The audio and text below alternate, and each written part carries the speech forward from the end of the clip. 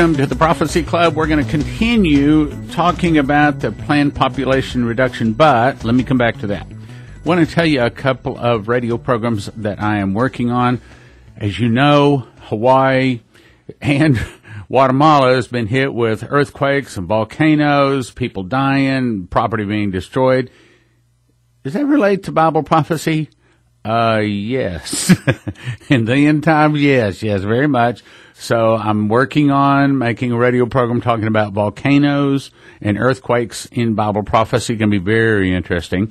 Also, I'm working on another one. Now, this one takes a little bit more time, but here's the question. Could trade wars, that's the topic, trade wars, in other words, with Trump coming up with all these tariffs and everything, could trade wars, Trump trade wars, could they bring on a doubling or tripling of prices, and could that be leading to shortages and people starving to death? Could it get really, really bad in America? Again, what does the prophecy say?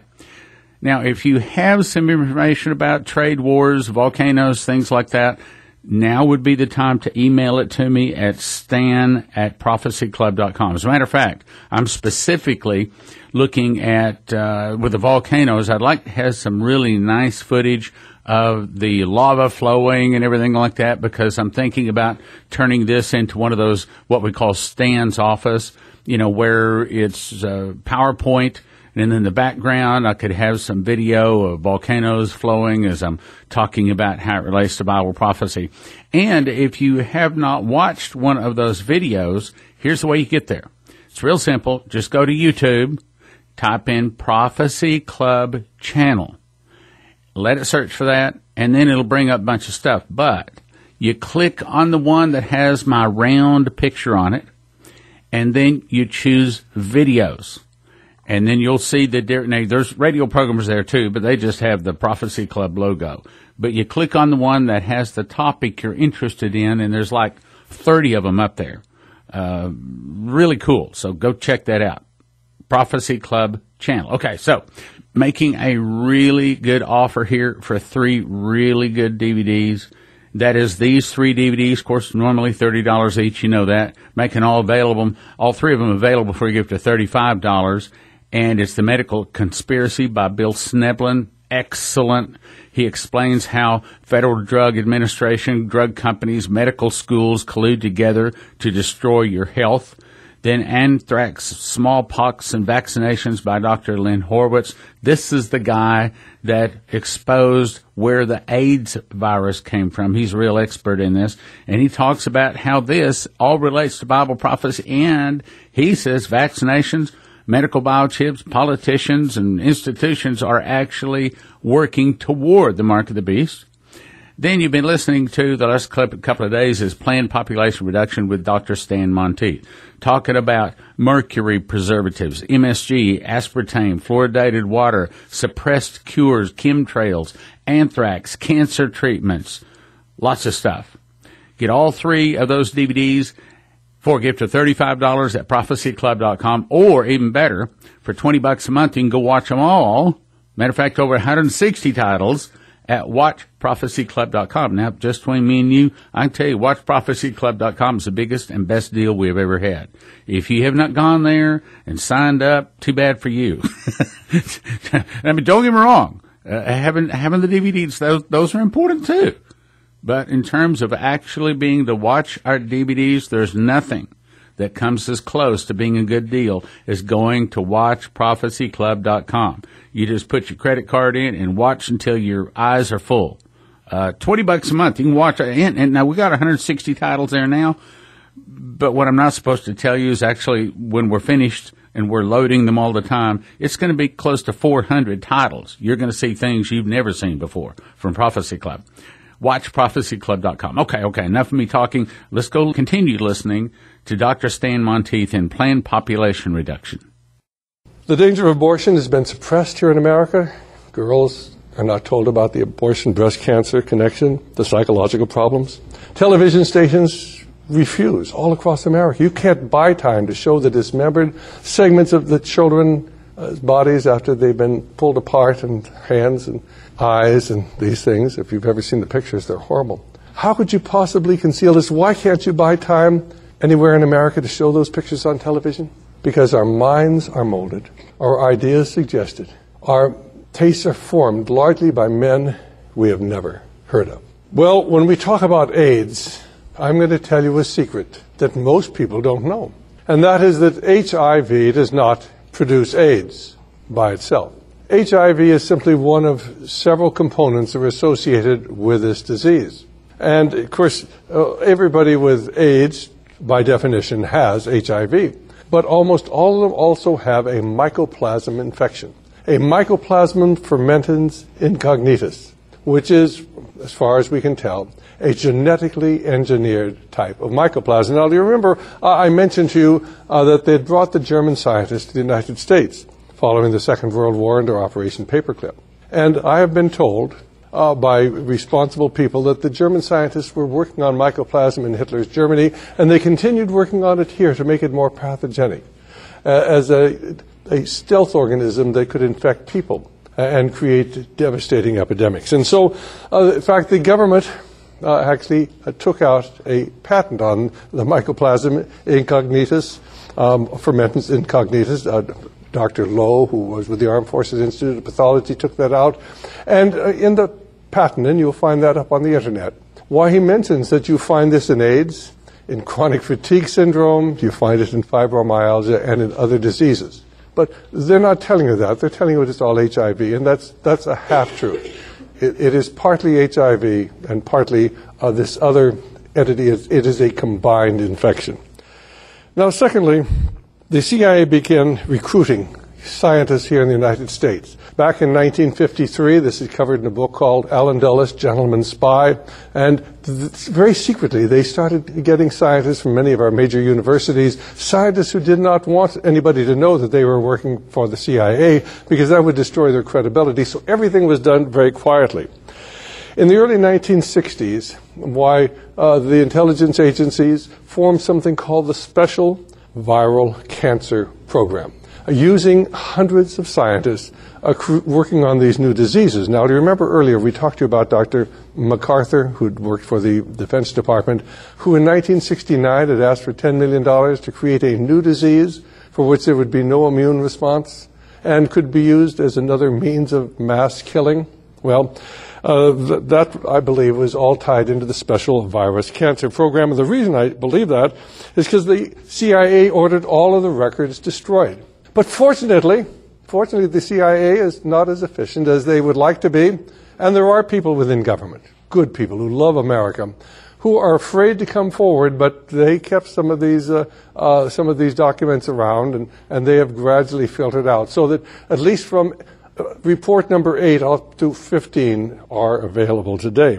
And of course, we know that in the report number 8, which was released in 1971, there's a flow chart in there where they talk about creating this new disease.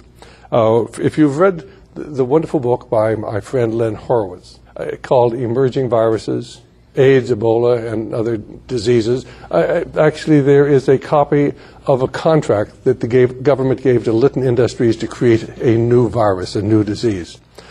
We do know that in 1978 and 1979, a group of homosexuals in San Francisco took an experimental hepatitis B vaccine. Now, the vaccine was given to homosexuals because, as you know, many homosexuals will have up to 1,000 sexual partners during their lifetime, and hepatitis B is very common among homosexuals. So here you get a group of homosexuals who are not HIV, hepatitis B infected.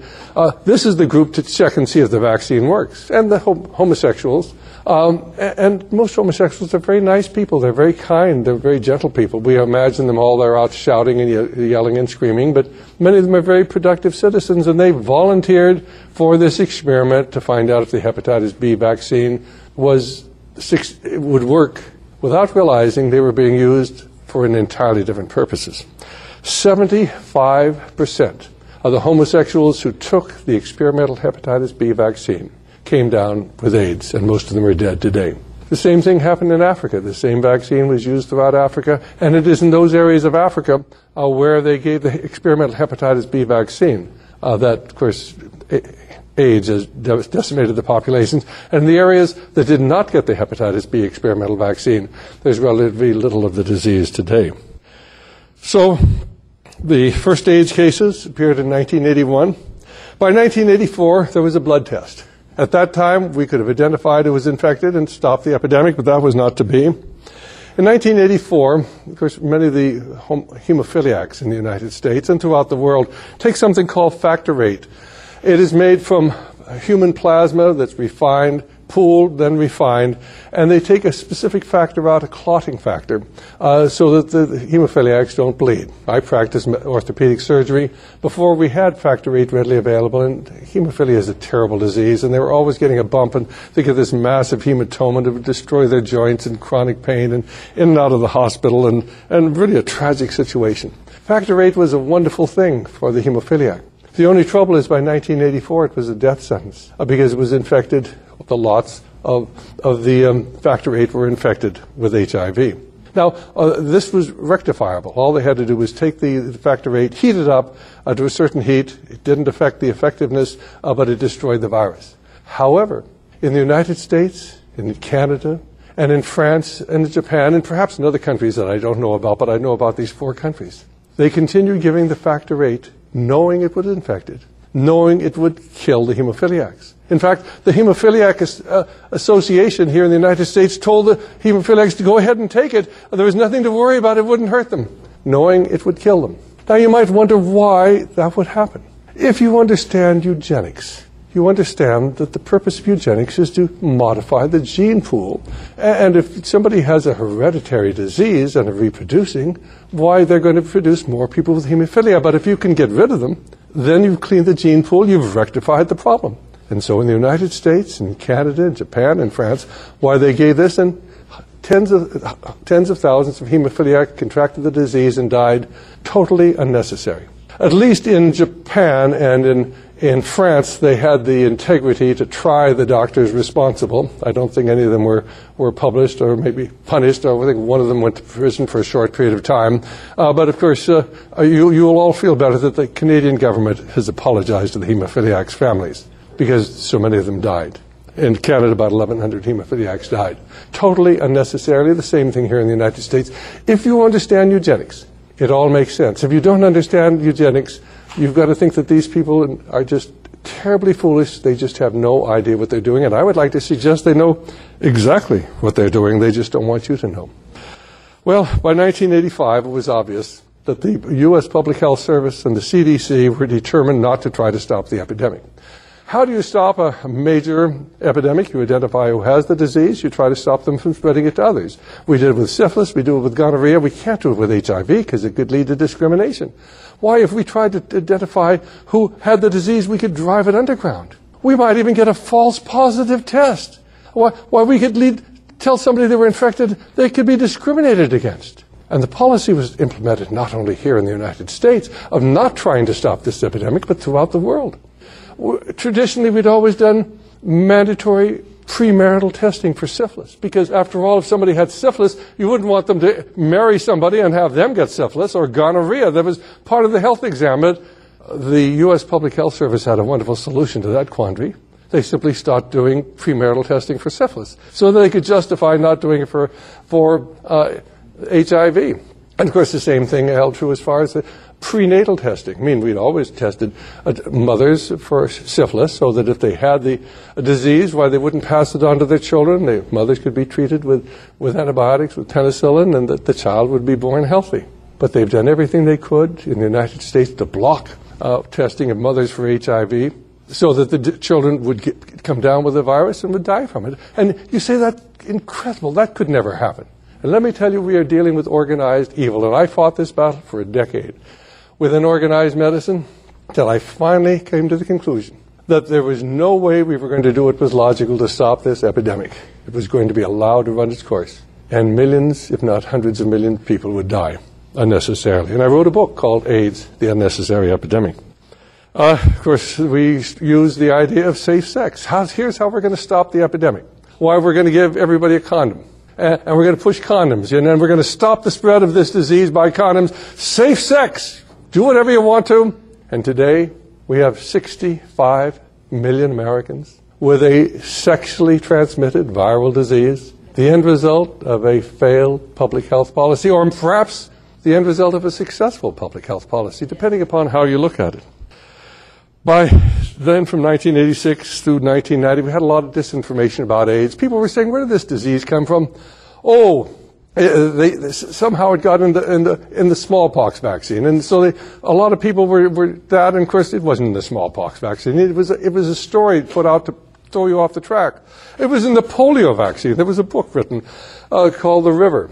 I assumed that the author of the book was just misinformed, but he got a lot of people thinking that the AIDS virus was in the polio vaccine, accidentally there, and then, of course, they tested the polio vaccine and it wasn't there. Well, that isn't where it came from. But nobody will talk to you about the hepatitis B vaccine, where 75% of the San Francisco homosexuals that took the vaccine came down with AIDS. Well, they've done a good job of confusing the American people. 1988, Dr. Robert Strucker and his brother were trying to convince the American people that this was a man-made virus. Dr. Strucker's brother died under strange circumstances. Dr. Strucker's career was destroyed. He was a very successful physician. Now he lives in obscurity down somewhere in Southern California. 1994, Dr. Gary Glum came out with a book called Full Disclosure. It's fascinating reading.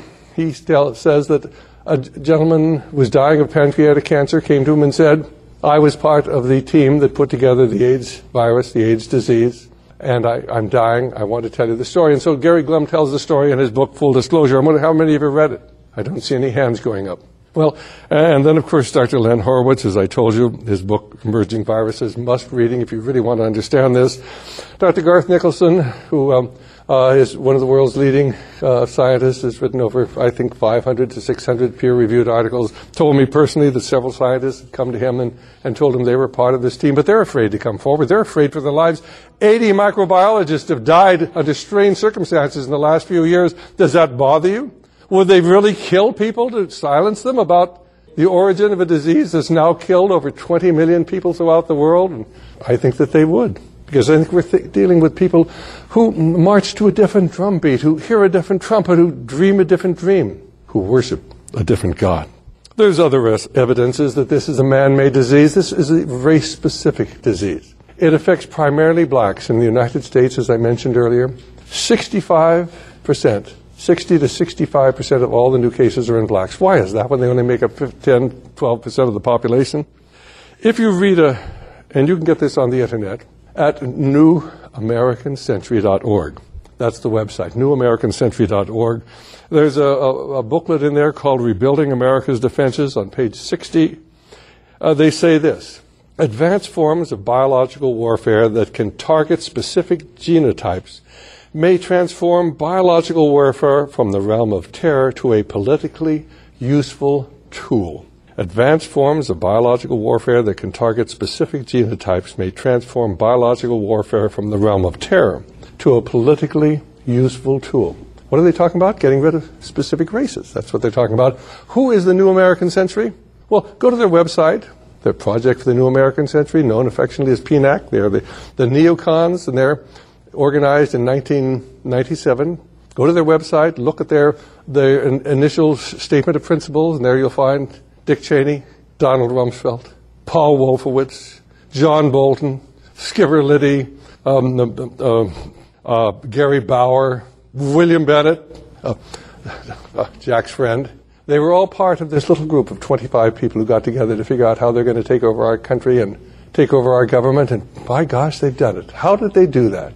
Well, there's a force behind them, and if you understand that force, then you can begin to understand what's really going on in the world today. But don't believe a thing that I say. Please go to their website, read their material, and understand that we now have a politically useful tool that will target specific genotypes. And, of course, AIDS targets the blacks. HIV originated in the homosexuals who took the experimental hepatitis B vaccine we've mentioned before. There were 8 different subtypes of this disease that occurred. I mean, we have HIV-1, we have HIV-2. Under HIV-1, we have subtypes M and O. And then under M, we have subtype A and subtype B and subtype D and subtype E. And and B is in America and Western Europe, and A and C are in Africa, and E is over in Thailand. Where do they all come from? Nobody can tell you because none of them have changed. They're still there.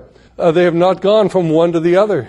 Somebody created 8 different subtypes of this disease and spread it around the world. I wonder who it could have been. Dr. Gisselquist was a scientist who had done an analysis of the reports that had come out of Africa on HIV-infected children. Now, how do children get this disease since they're not sexually active? Well, of course, they can get it from their mothers. But the trouble is that 40% of the mothers in one study of HIV-infected children, 40% of the mothers weren't HIV-infected. So how did the children get the disease? Well, I would like to suggest that it came from either contaminated vaccines or from dirty needles. And they are intentionally using dirty needles throughout the world to spread disease. And that may seem incredible to you, but I hope before the talk is over I can convince you that these people know exactly what they're doing. The U.S. public health officials and public health officials throughout the world have blocked routine testing, and they're even trying to block it in Africa. Botswana wants to do routine testing of everybody to find out who has the disease, and they're being viciously attacked. Why? Trying to identify the people. You could drive this disease underground. In Botswana today, 40% of the pregnant women, and Botswana has a great deal of money, so they have pretty good health service there, and they routinely test every woman before she delivers her child. 40 to 42% of the women there are HIV infected. They're all going to die. Now that is either the greatest public health failure of all time or the most successful genocidal policy of modern times. And I will have to ask you, which do you think it is? The U.S. Census Bureau is monitoring the epidemic throughout the world. Why is the U.S. Census Bureau monitoring the epidemic throughout the world? Why, at another time, they had specialized laboratories and business meetings and progress charts to see how well they were doing with eliminating the Jews in Hitler's Germany. Are they doing the same thing today? Let's see how well they're eliminating the blacks throughout Africa and the rest of the world. And then, of course, the Chinese epidemic. That is an incredible story, and I'm going to tell you a little bit how they got that going a little later. But worldwide, 20 million people have died from AIDS. 40 million or more are infected and going to die. And these figures, I think, are very on the low side. Now, we're seeing throughout the world today an increase in antibiotic-resistant bacteria. And why is that? Well, because nobody will ever comment, but everybody who has an altered immune system becomes a breeder for disease. Ordinarily, if you become infected and we give you an antibiotic, why, the antibiotic and your own immunity will control the disease and it goes away. If you have an altered immune system, you have no immunity, and the antibiotic is not strong enough to kill the bacteria, and so the bacteria then becomes resistant to the antibiotic. So everybody with a severely altered immune system becomes a breeder for this disease, as do the people on chemotherapy, because we wipe out their immune systems. People on cortisone and with rheumatoid arthritis, and we give massive amounts of antibiotics to our livestock, and then we wonder why of course, their bacteria, which we ingest, are antibiotic resistance. Amantadine is a perfect example. Amantadine is an antiviral. It's one of the few antibiotics for viruses. And of course, you've heard about the avian flu virus that they have that's wiping out the fowl over in China and in Thailand and certainly in the Far East. So what they're doing is they're taking amantadine, they're putting it in the bird feed, and they're feeding it to the birds. And of course, now the avian flu virus is becoming resistant to amantadine. So if people get it, they will have nothing to protect themselves. And then, of course, mercury. Mercury, of course, promotes bacterial resistance, and we'll talk a little bit about that later when we get into the mercury scam. The anthrax vaccine. Anthrax vaccine was given to our troops during the first Gulf War. It's been continued to be given since that time, and the troops, many people who never deployed to the Gulf, are ill, in part because of the anthrax vaccine. In several instances, up to a quarter of one of the air bases, after they took the anthrax vaccine, a quarter of the people there were off duty. And of course, the commander of the base refused to give the anthrax vaccine. That ended his military career, but he did what was right, because he thought more of his men than he did of his career. And of course, we know that in the original anthrax vaccine that was given over in the Gulf, they used squalene, which is an adjuvant. It boosts the immune response, and it also creates terrible autoimmune disease. And this is one reason why we're seeing autoimmune disease increasing. Some batches of the anthrax vaccine contain this mycoplasma of genetic that we talked about, the same sort of organism that we see with AIDS. 40 to 50% of the veterans of the Gulf War are totally or partially disabled. Do you honestly think that happened by accident? We talk about aspartame. It's called NutraSweet. Now, we know that lots of studies have been done on this long before it was ever released back in 1981. There was a Dr. Olney who done experiments with this in animals. He found that if you gave this to animals, they became pathologically obese. In other words, in fact, if you want to fatten up an animal before the slaughter, you want to be really fat, you feed it NutraSweet, which of course is what you're getting in most of your products today, because they know it produces pathological obesity. We hear so much today about pathological obesity. Oh, it's the Colonel's fault. It's McDonald's fault. No. They're putting NutraSweet in everything, and they know it produces pathological obesity. They don't want you to know about that, because aspartame attacks the endocrine system. It shows up and produces brain tumors, and of course it produces brain lesions. So this is all the things that Dr. Olney showed in 1970 and again in 1980. We have those studies, and that was all known before they released it. Now, what does aspartame or NutraSweet actually do? Well, it produces adipose. That's a medical term for fat. Pathological obesity. And have you ever noticed how many fat people are drinking Diet Coke and Diet Pepsi? Why are they doing it? They're getting it doing it so they will lose weight. And they keep getting fatter. Why do they get fatter? Because it's injuring their brain. And the scientific studies are there, and you can get them off the internet. And the fact that the people don't know this is because Edward Bernays was absolutely right.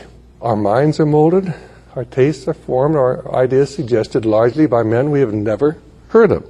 Aspartame interferes with sugar metabolism, and it will actually produce diabetes in certain people. It will complicate the management in others because it interferes with the endocrine system. It will interfere with pregnancy.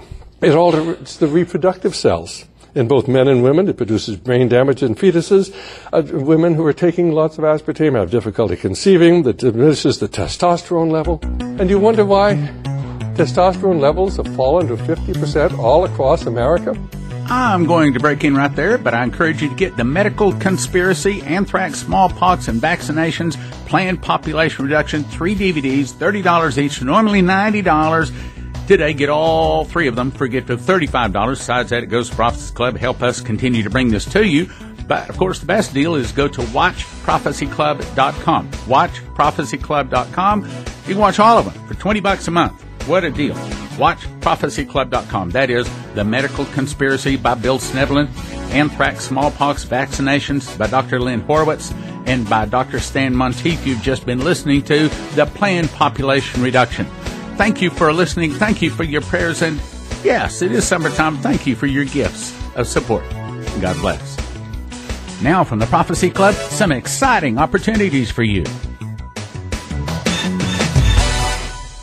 The extreme summer blowout is now in effect. You could get 50 DVDs for $250. That's $5 each. 25 for $160. That's $6.40 each. 15 for $120. That's $8 each. 10 for $100. Obviously $10 each. 6 for $70. 4 for $50, and 2 for $30. You can go to prophecyclub.com. There's a list of all the DVDs there, or you can call us and ask for the summer catalog, or download the catalog at prophecyclub.com. Flip through it, then decide which DVDs you want. That's 785-266-1112, and it expires soon. Call 785-266-1112 today. Some restrictions apply. Dr. Bree Keaton just made a brand new DVD. It's called Is Trump or Patrick Henry? Now, it's not a political talk.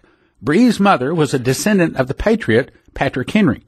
She reveals shocking, never released private family records and bloodlines, and gives you the true story of how God used Patrick Henry to save America. She helped me to see more clearly where we are and where we're going, because most of history has already repeated itself. I promise you will like this DVD. Is Trump our Patrick Henry? prophecyclub.com.